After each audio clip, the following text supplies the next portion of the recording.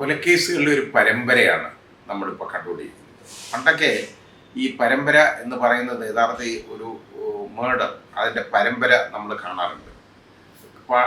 അത് ഒരാൾ തന്നെയാണ് സ്ഥിരമായിട്ട് ഇങ്ങനെ ഒരുപാട് കൊലപാതകങ്ങളൊക്കെ നടത്തുന്നത് നമ്മൾ വായിച്ച് കേട്ടിട്ടുണ്ട്, നമ്മൾ മനസ്സിലാക്കിയിട്ടുണ്ട്, ഇങ്ങനെയൊക്കെ ഉണ്ട്. പക്ഷെ ഇപ്പോൾ ഏതാണ്ട് ഐഡൻറ്റിക്കലായിട്ടുള്ള ഒരു കാര്യത്തിന് വേണ്ടി പല ആളുകൾ കൊലപാതകങ്ങൾ നടത്തുന്നതാണ് നമ്മളിപ്പോൾ കണ്ടുകൊണ്ടിരിക്കുന്നത്.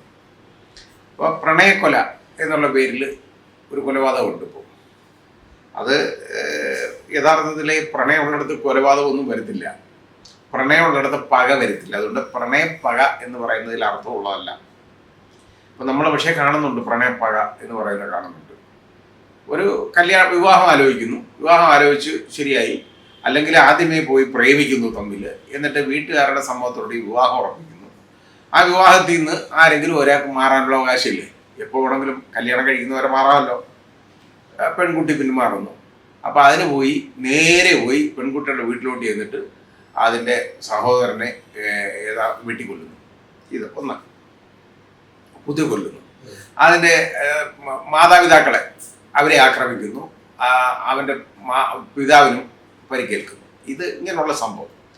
ഇതാണ് നമ്മൾ കണ്ടുകൊണ്ടിരിക്കുന്നത്. സ്ഥിരമായിട്ട് ഇപ്പം നമ്മൾ കണ്ടുകൊണ്ടിരിക്കുന്ന ഒരെണ്ണമാണ് ഈ പ്രണയവുമായിട്ട് ബന്ധപ്പെട്ട ഉള്ള രീതിയിലുള്ള കൊലപാതകങ്ങൾ നമ്മൾ കാണുന്നു. പിന്നെ അതേപോലെ തന്നെയാണ് ഇപ്പോൾ ലഹരി മൂത്തുള്ള കൊല.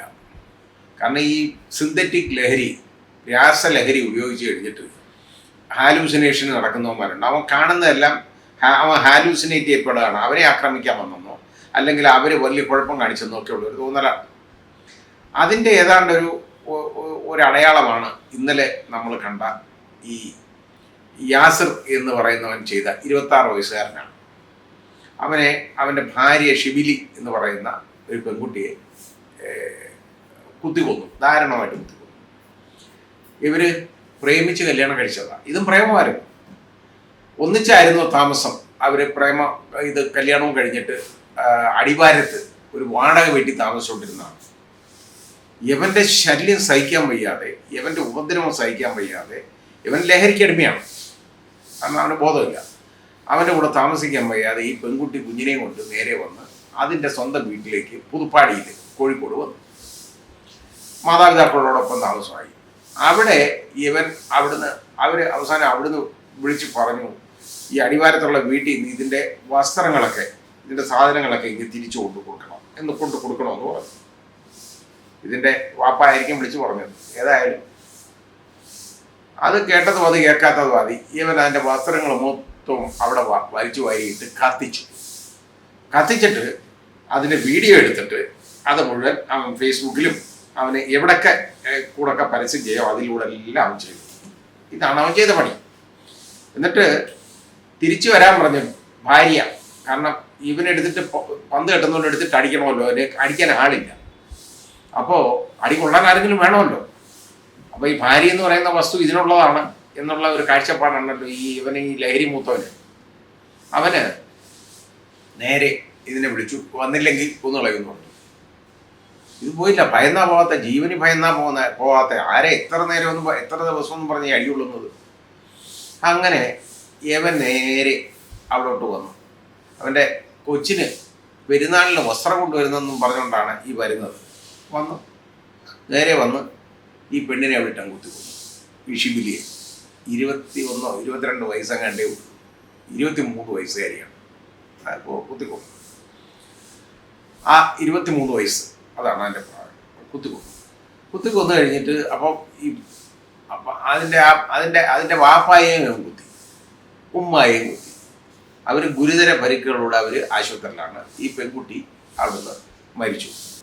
ഇതിൻ്റെ ഏറ്റവും വലിയ ക്രൂരത എന്ന് പറയുന്നത് ഈ പാർട്ടിലുള്ളത്, ഈ കുഞ്ഞ്, അതായത് ഇവൻ്റെ തന്നെ കുഞ്ഞാണല്ലോ, അതിൻ്റെ മുമ്പിലിട്ടാണ് അതിൻ്റെ ഉമ്മായെ കുത്തി കൊല്ലുന്നത്,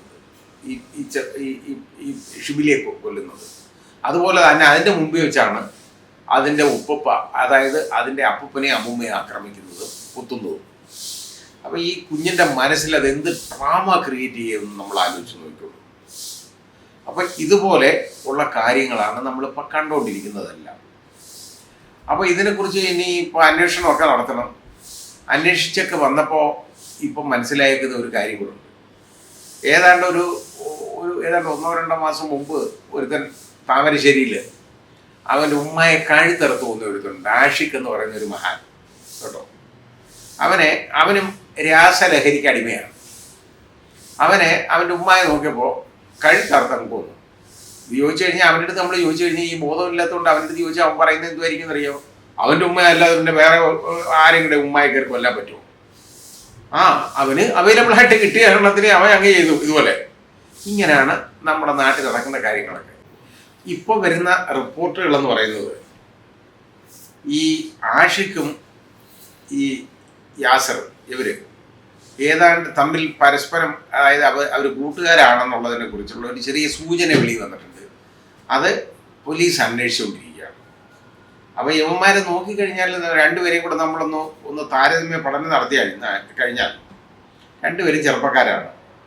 ഒരുത്തൻ വിവാഹിതനാണ്, മറ്റോ കല്യാണം കഴിച്ചിട്ട്. അവന് കൊല്ലാൻ കിട്ടിയത് അവൻ്റെ ഉമ്മായെയാണ്, പ്രാക്കുള്ളതിന്. യവന് നോക്കി ഭാര്യയുണ്ട്, അപ്പം പിന്നെ ഭാര്യയെ കുത്തി കൊല്ലാം. ഈ ഒരു കാഴ്ചപ്പാടാണ്. അത് ഇവന്മാർ തമ്മിൽ ആലോചിച്ചിട്ടുണ്ടോ ഇങ്ങനെയുള്ള കാര്യങ്ങളെന്നുള്ളത് പോലും നമുക്ക് തുറന്നെടുക്കേണ്ടതാണ്. അന്വേഷണത്തിലേ അത് വെളിവാകുള്ളൂ. കാരണം ഇവൻ്റെയൊക്കെ മനോവ്യാപാരം എങ്ങനെ പോകുന്നുള്ളതിനെ കുറിച്ച് നമുക്കൊരു പിടിയില്ല. അതുപോലാണ്. അപ്പോൾ ഈ സിന്തറ്റിക് ലഹരി മൂത്താൽ എന്തും നടക്കുമെന്ന് പറഞ്ഞു കഴിഞ്ഞാൽ ഹാലൂസിനേറ്റ് ചെയ്യപ്പെടും. അതാണ് കാരണം. ഇല്ലാത്ത കാര്യങ്ങൾ ഇവന്മാർ കാണും. ഇത് ഇപ്പോൾ ഇവനൊക്കെ എന്നൊക്കെ പറഞ്ഞാൽ ഇതൊരു വളരെ ന്യായമായ കാര്യമെന്നായിരിക്കും അവൻ വിചാരിക്കുന്നത്. അപ്പം അവൻ്റെ ഏതാണ് ഈ നോക്കിക്കോളൂ, ഇന്നാളെ ഒരുത്തൻ കയറി അയൽവാസികളെ 3 പേരെ അടിക്കുന്നു. അവന് ഒരു പശ്ചാത്താപവും ഇല്ല. കാരണം എന്തെന്നറിയാം, അവൻ വിശ്വസിക്കുന്നത് അവരെ കൊല്ലേണ്ടത് തന്നെയാണ്. അതാണ് അവൻ്റെ ധാരണ. കാരണം അവൻ ഹാലൂസിനേറ്റ് ചെയ്യപ്പെട്ടിരിക്കുകയാണ്. അവനെ ആക്ഷേപിച്ചു, കളിയാക്കി, ചിരിച്ചു. ഇതാണ് കാര്യം. ഇത് ആ രീതി. അതുകൊണ്ട് അവനെ കൊല്ലണം എന്നാണ് അവൻ്റെ കാഴ്ചപ്പാട്.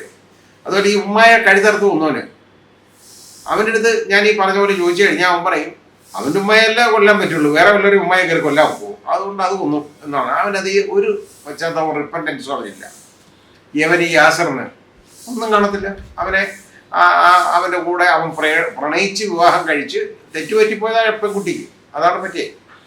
ഇങ്ങനെയുള്ള കാര്യങ്ങളാണ് നമ്മളിപ്പോൾ കണ്ടുകൊണ്ടിരിക്കുന്നത്. അപ്പോൾ ഇതൊക്കെ ഇങ്ങനെയുള്ള സംഭവങ്ങളുടെ എല്ലാം പുറകിൽ ഇപ്പോൾ ഉള്ളതെല്ലാം ലഹരിയാണ്. അപ്പം 2 കാര്യങ്ങളാണ് ലഹരി എന്ന് പറയുന്നത്. ഒന്ന് ഈ സിന്തറ്റിക് ലഹരി, അല്ലെങ്കിൽ കഞ്ചാവ് വലിച്ചുണ്ടാകുന്ന ലഹരി, അല്ലെങ്കിൽ മദ്യപിച്ചുണ്ടാകുന്ന ലഹരി. ഇതുമല്ലെന്നുണ്ടെങ്കിൽ പ്രണയം മൂലം ഉണ്ടാകുന്ന ലഹരി. ഇതാണ്. അപ്പോൾ ഈ ലഹരികളാണ് യഥാർത്ഥത്തിൽ ഇപ്പോൾ നമ്മുടെ സമൂഹത്തിൽ നടക്കുന്ന ഈ ഒരുപാട് മൂല്യച്യുതികളുള്ള ഇങ്ങനെയുള്ള കൊലപാതകങ്ങളിലെല്ലാം പുറകിൽ ഇതാണ്. അല്ലാതെ ബാക്കി ഇപ്പോൾ ഒരു കാലത്തൊക്കെ ഈ പിടിച്ചു പറിച്ച് കൊള്ള ഒക്കെ നടത്തുന്ന റോബറി, ഡക്കോയിറ്റി ഒക്കെ നടത്താനുള്ള ഒരു സാധ്യത ഉണ്ടായിട്ട് അവിടെ ഉള്ള കൊലപാതകം ഉണ്ടായിരുന്നു. ഇപ്പം അത് കുറവാണ്. ഇപ്പം നേരെ മറിച്ച് ഇപ്പോഴത്തെ സീസൺ എന്ന് പറയുന്നത് ഇതിനുള്ളതാണ്. ഞാൻ ഈ പറഞ്ഞ പോലെ ഇത്തരം ലഹരികൾ മൂലമുള്ള കൊലപാതകങ്ങളാണ് നമ്മൾ കാണുന്നത് മുഴുവൻ. അപ്പം ഇതൊക്കെ വളരെ നമ്മൾ ഈ സമൂഹത്തിൽ വളരെ വലിയ വലിയ പ്രത്യാഘാതങ്ങൾ ഉണ്ടായിക്കൊണ്ടിരിക്കുകയാണ്. ഇതിനൊക്കെ വേണ്ടതെന്ന് പറഞ്ഞാൽ ലഹരിക്കെതിരെയുള്ള ഒരു ഡ്രൈവ് ആയിരിക്കണം വേണ്ടത്. കാരണം ഇത് സമൂഹം തന്നെ ഇടപെട്ടിട്ട് ഈ ലഹരി ഇത് എവിടെ ഉണ്ടോ അത് അവസാനിപ്പിക്കാൻ വേണ്ടി കച്ച കെട്ടി അങ്ങോട്ട് ഇറങ്ങണം. അതാ വേണ്ടത്.